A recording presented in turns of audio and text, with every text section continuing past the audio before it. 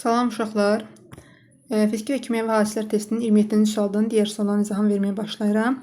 27-ci sual uşaqları belə necə deyim, ilk başta çox qorxuza bilər, amma həqiqətən bu yeni suallar, yəni 2023-cü sualda, məsələn 27-ci sual idi, 28-ci sual, digər suallarda deyərəm. Yəni belə suallar yox idi və uşaqlar bunu görən kimi deyirlər ki, çox böyükdür və ya da çaşdırıcı məlumatlar verilir. Yəni uşağın ilk başta gözü qorxur, amma inanın ki, yəni heç belə deyil də, sadəcə burada boş-boş mənasız cümlələr verir. Siz əsas hissələri götürməlisiniz. Deyir ki, 27-ci sualda Azəri Light haqqında məlumat verir. Bu qədər sadə. Deyir, Azərbaycanın həm Azəri və Çıraq neft yataqlarında hasil edən neftin ticarət markasıdır. Yəni bu məlumatın sizə heç bir dəxlisi yoxdur hesablamanızda. Sadəcə burada deyir ki, tərkibində kükürdün kütlə payının maksimum 0,14%-dir. Bu bizə lazımdır və bir sıra digər mühüm xassələrinə görə neft markası dünya bazarında yüksək keyfiyyətli xammaldır. Yəni baxın, bu cümlələr bizim nəyimizə lazımdır? Sadəcə bax, bu cümlə uşağın, necə deyim, psixologiyasının baxımından biraz qorxuzan cümlələrdir, amma yenə deyirəm, çətin deyil. Bir dənə burada kükürdün kütlə payı. Baxın, yəni bu yerdə qalan cümlələr heç fikir verməyin. Bir dənə burada sizə lazımdır ki, kükürdün kütlə payı deyir maksimum. Baxın, buna fikir verin. Maksimum deyir nə qədərdir? 0,14%-dir. İndi deyir, Azəri Light üçün doğru ifadə müəllimdir. Azəri Light nədir uşaqlar? Neft yatağıdır da, yəni neft yataqları haqqında danışır, düzdürmü? Neftdir. Və biz bilirik ki, neft, yəni ki, öz təbiətinə görə müxtəlif karbohidrogenlərdən ibarətdir. Yəni hətta neftin tərkibində müxtəlif növ karbohidrogenlər olur da, yəni müxtəlif növ maddələr olur. Biz də demişik ki, 2 və daha çox saf maddədən ibarət olan birləşmələrə nə deyilir? Qarışıq deyilir. İndi bu deyir ki, eyni cinsli qarışıqdır. Bu ifadə doğrudur. Niyə? Çünki bu eyni cinsli qarışıqları, məsəl üçün, bu neftin tərkibində deyək ki, müxtəlif növ maddələr vardır. Siz o maddələri gözünüzə, adi gözünüzə seçə bilirsinizmi? Xeyr. Yəni onu seçə bilmirəmsə, bu necə bir qarışıqdır? Eyni cinsli qarışıqdır. Deməli bu doğrudur. Bir doğrudur. İndi ikinci sualda. İkinci sualda deyir ki, 20 ton bu neftin tərkibində maksimum 28 kiloqram kükürdü olur. İndi baxın, bizə deyir ki, şərtdə tərkibində kükürdün kütlə payı, baxın, burada qeyd edilmişdir. Tərkibində kükürdün kütlə payı deyir maksimum 0,14%-dir. Deyir, indi 20 tonda 28 kiloqram olacaq. Birinci mən bu tonu çevirirəm kiloqrama. Biz bilirik ki, 1 ton neçə kiloqramdır? 1000 kiloqramdır. Onda 20 ton olacaq 20.000 kiloqram. İndi mən 20.000 kiloqramın 0,14%-ni hesablayıram. 20.000-i vuracam 0,14-ə, böləcəm 100-ə. Bu da neçə eləyəcək? Bu da eləyəcək 28. Yəni düzdür də, 2 düz. 3 deyir ki, sabit qaynama temperaturuna malikdir. Ümumiyyətlə, qarışıqlarda biz sabit nə qaynama temperaturu deyə bilərik, nə sabit sıxlıq deyə bilərik. Yəni sabit fiziki xassələ deyə bilmərik. Niyə? Nəzəriyyədir bunlar hamısı. Çünki biz o tərifi vermişik saf maddələr. Demişik ki, saf maddənin sabit fiziki xassələri olur. Yəni sabit qaynama temperaturu, sabit rəngi, sabit sıxlığı, sabit ərimə temperaturu. Qarışıqlarda belə bir xüsusiyyət yoxdur. Və bizə də doğru olan variantları soruşur. Bəli, doğruları soruşur. Ona görə doğru cavab olur 1-dən 2.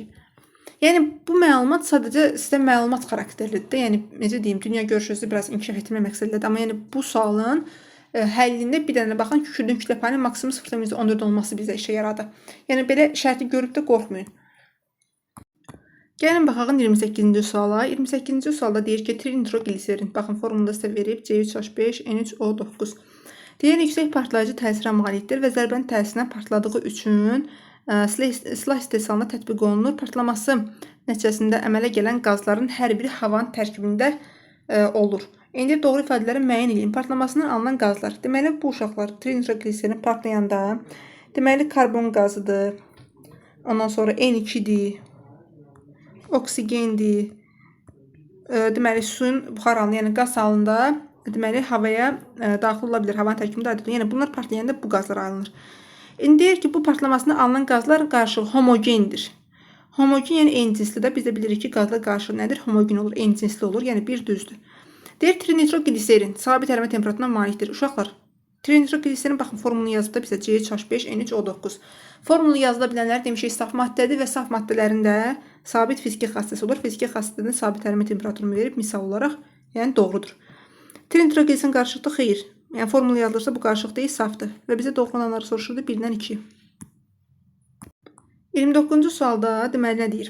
Deyir, hadisələr verir və hadisənin növü. Dəmirin paslanması. Uşaqlar, bunu, yəni paslanma sözünü artıq dəfələrlə eşitdik. Yəqin ki, nəzəriyyənin məlumatında öyrənməyən var isə bu testdə artıq öyrənər.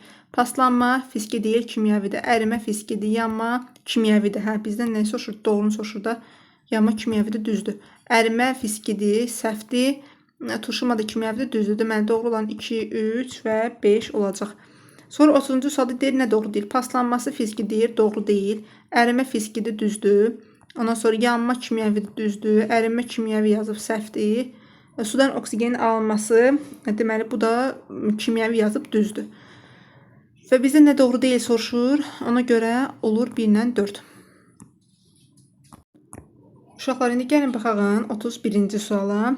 31-ci sualda deyir ki, Naxçıvan duzu tərkibində 84 mineralı birləşdirən ən faydalı məhsullardan biri hesab olunur. 1927-ci ildən başlayaraq Naxçıvanda dağ yatağından duz çıxarılmağa başlanılıb və bu yataqdan deməli çıxarılan təbii deməli duzun tərkibində 95% natron klor var, 5% isə həll olmayan quru qalıq olur. Deyir neçə ton Naxçıvan duzu artıq miqdarda suda həll edilen zaman 250 kiloqram həll olmayan hissə qalar. Uşaqlar, ümumi Naxçıvan duzunun kütləsini bilmirik, onu bizdən soruşur. X neçə faizdir? 100%dir. İndi 5% həll olmayan quru qalıq 250 kiloqram verir, düzdürmü? 5% də yazacağım ki, 5% çünki həll olmayan quru qalığa bizə verir ki, 250 kiloqram həll olmayan hissə qalır. O 5% 250 kiloqramdır. Buradan da heç nəsə tapacaqsınız. Sadə bir məsələdir. Bu da olur 5 ton. 5000 kiloqramda da olur 5 ton.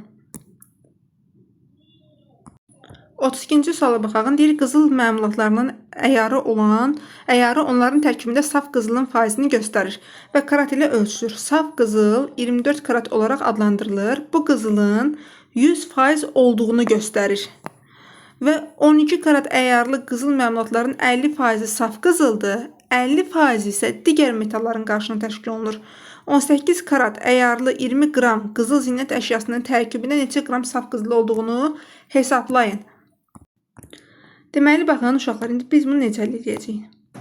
Deyir ki, 24 karat olur və bu 100% burada saf qızıl var. Başa. İndi 24 karat əgər ki, saf 100% qızıldırsa, uşaqlar, bizə də onda 18 karatlıq qızılın tərkibində neçə faiz saf qızıl olduğunu gəlin tapaq. 18 karatı böləcəksiniz 24 karata, vuracaqsınız 100%-ə, buradan olacaq 75 deməli faiz. Deməli, 24 karatın tərkibində 100% saf qızıl varsa, 18 karatın tərkibində də 75% saf qızıl var. İndi bizə deyir ki, qızılın ümumi çəkisi 20 qramdır. Və burada 18 karat əyarlıdır. İndi uşaqlar, 20 qram dedik 18 karat 75% deməkdir. Yəni mən 20 qramı 75-ə vurub 100-ə bölməliyəm. Bu da neçə eləyəcək? 15. Deməli bu tərkiblə nə qədər saf qızıl oldu? 15. Yenə deyirəm, baxın, bizə şərtdə nə deyir? 24 qram karat saf, baxın, şərtdə verib də mənə. Saf deyir qızıl 24 karatda və 24 karat deyir 100%-dir. Yəni 24 karatda 100% saf qızıl var.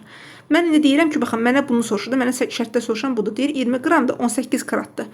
Mən deyirəm, yaxşı, 24 karatın əgər 100% saf qızıldırsa, bəs 18 karatın neçə faizi saf qızıldır? 18 kanı bölürəm 24-ə, vururam 100-ə, o da olur 75%. İndi mənə deyir 20 qram da 18 karatdır. Yəni 20 qramın 75%-i safdır. O da olur 15 qram. Hələlik uşaqlar, özünüzə yaxşı baxın. Nə suallarınız olsa yorumlara yazın. Mənim şəxsi nömrəmə yaza bilərsiniz. Oldu. Uşaqlar, özünüzə baxın, yaxşı olun. Sağ salamat, sağ olun.